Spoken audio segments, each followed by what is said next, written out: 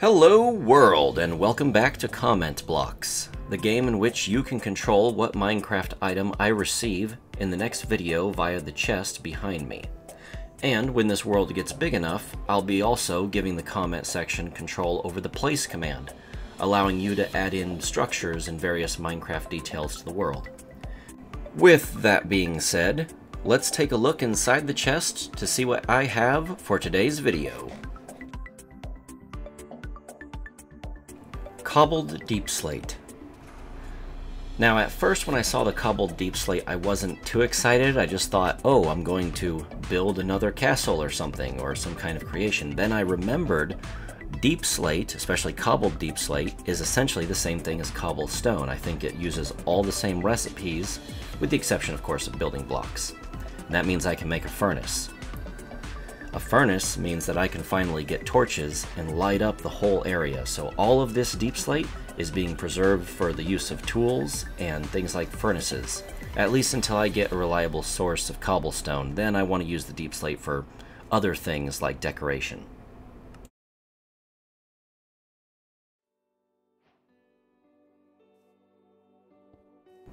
I'm plopping the 3 furnaces down temporarily next to the moss patch because I'm going to grab all the bones that I managed to collect when messing with the mob farm, and I'm going to just use it to make wood and charcoal on an infinite crazy loop of just constantly milling out charcoal. I might even have to put a bed in this field, but either way it's going to be pretty boring because all of these trees need to be manually grown, and it takes time to harvest them because their wood doesn't grow up in a straight line, it grows at a diagonal. So I have to break the leaves by hand, and if I leave even one, all of the leaves stay up there, and I won't get new saplings. So this is going to be a long, grindy process, and I won't force you to watch the whole thing. I'll probably just speed up a clip for you.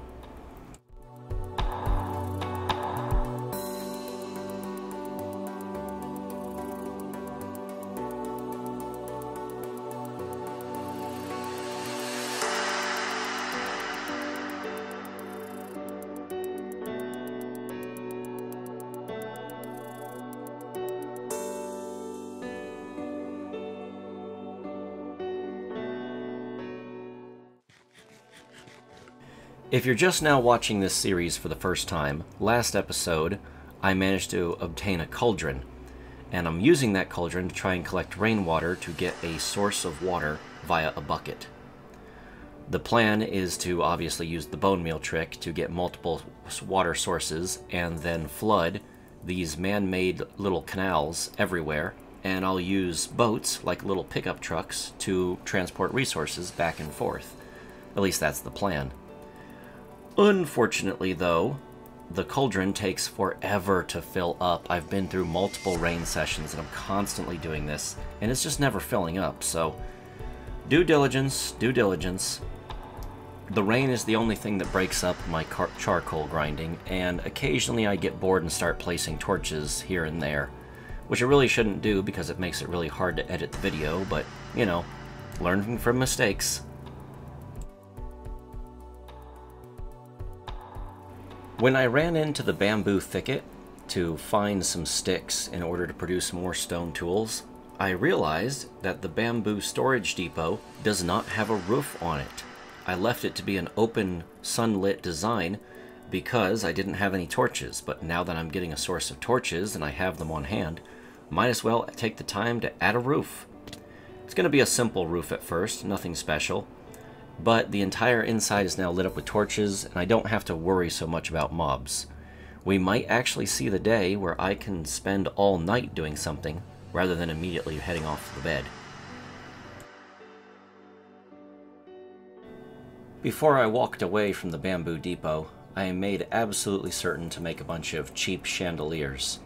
It's smart to light up the top of your build just as it's smart to light up the bottom, because if you don't light up the top of your build, especially in a super flat world, you will end up with tons of bats, and their squeaking will drive you crazy.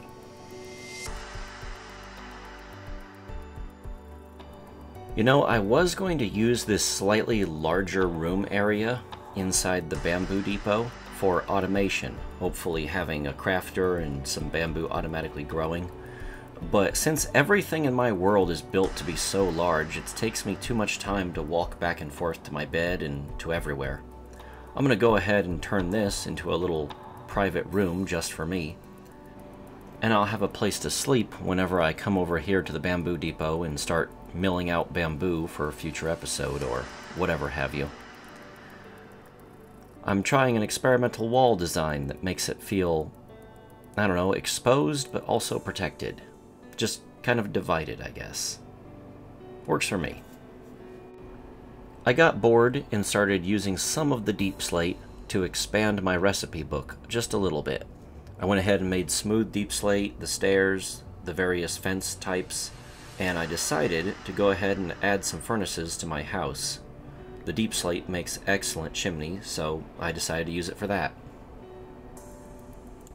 It's nice to be able to eat a hot meal.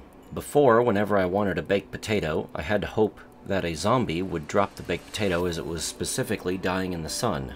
As a zombie dying in the sun who drops a potato will cook the potato into a baked potato. Of course, those baked potatoes taste like rotten flesh, and I think the charcoal ones taste much better. Occasionally I take breaks from chopping wood when I get bored, and head over to dig canals. The canals are producing a large amount of dirt, and I'm likely going to use this dirt in a landscaping project. But I'm not entirely certain what to make, whether I should just make the landscape more hilly, or if I should produce some kind of monument. Maybe you could let me know in the comments down below. After I was done digging the canals, I decided I had enough charcoal. I went over to the mob farm and decided to grind out some mobs in the hopes of getting some better gear, maybe even some more iron. But unfortunately I don't have a good kill chamber for this mob farm, so things can get a little dangerous. This has happened so many times that I think it's time to call it. I just can't use this mob farm until I have a proper kill chamber for it. So, until I get water, this thing's going to be out of commission for a while.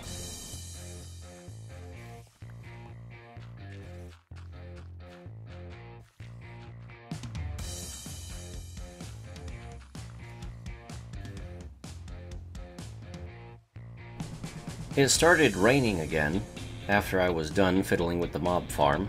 Needless to say, I was over the cauldron watching the whole time, and you'll never guess what happened. As I was sitting, going to the bathroom and not attending to my computer,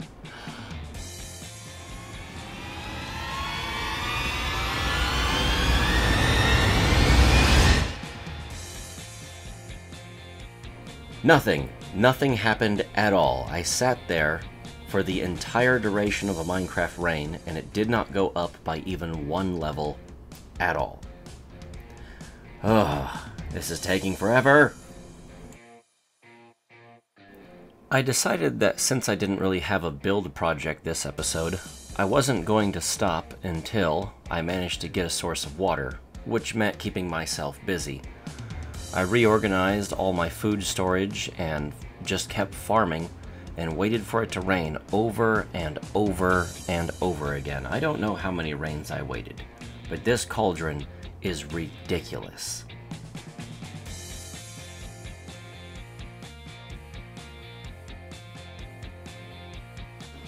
At the time of editing, if I were to grab all the various clips of me just inside of this sandcastle waiting on the rain to fill up this cauldron, I would say I've spent a good 4.5 hours waiting for just one random tick to come on through and cause this cauldron to fill up. It takes a lot of perseverance to get this. Now I know I could have made this all faster by hunting down witches, getting a glass bottle, and making multiple cauldrons. In fact, I really wish I did.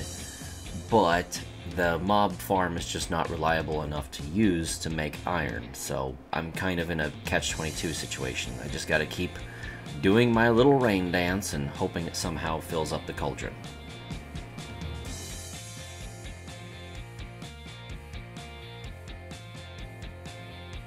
Eventually, however, we did get a miracle. I just so happened to be standing on the wall and looked down and notice that the water level, as far as I could tell, had no more left to rise upon the cauldron. I almost didn't believe it. I kept counting pixels and wondering if maybe it wasn't full yet, but sure enough, I got a single bucket of water. I wish I was recording my voice when I got this bucket of water, because I literally cried out in excitement that I had actually managed to get water. This is going to make all future videos much easier, especially with the grindy portions and moving large numbers of materials back and forth. I just hope I have enough shovels for it.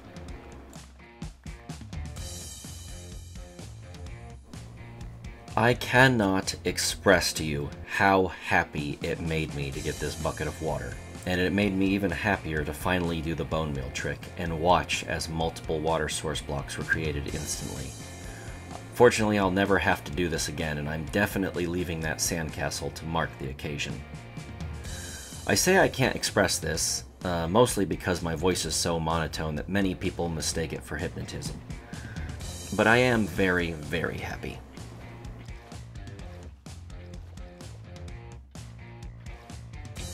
Using a little bamboo raft, I went all up and down the various channels and filled them up with water. Now I'll be able to rush around lugging an extra chest right behind me. I'm obviously going to probably make multiple boats and various boat docks so that I can have multiple chest boats ready to go filled with things. And as I get hoppers, I can just abandon chest boats places to let out their load wherever they need to let it out at, and be filled up by hoppers from above, so I won't even have to interact with the boats all that much.